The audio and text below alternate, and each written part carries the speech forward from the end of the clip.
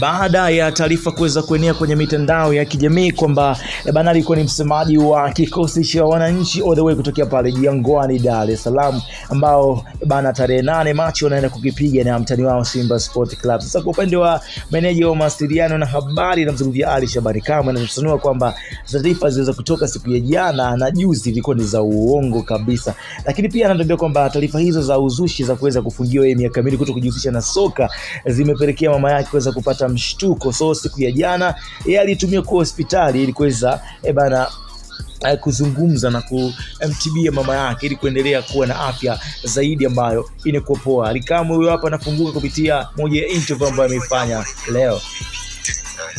Ni kweli niliitwa kwenye kamati ya maadili na niliitwa baada ya kupelekwa na kamati ya saa 72 ambayo inaendesha mpira. Yes, wakapeleka shtaka langu kwenye kamati ya maadili, na kesi yangu ya msingi niliambiwa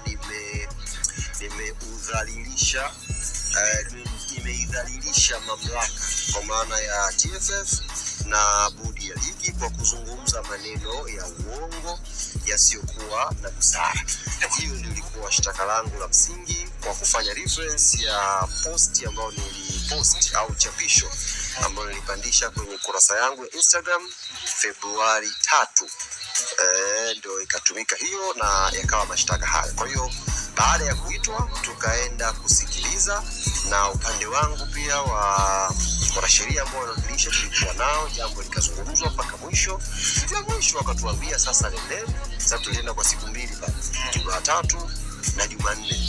Tukaambiwa nendeni nyumbani, hukumu sasa itatoka baada ya kusikilizwa. Kwenda kwenye details za ndani tulichokizungumza naamini halipo kwenye mamlaka yangu. Ndio jambo la kisheria, wapo wanasheria kuwakilisha, wako kwenye nafasi nzuri ya kuzungumzia kilichozungumzwa pale ndani. Ila neno la mwisho la kamati ndio nendeni.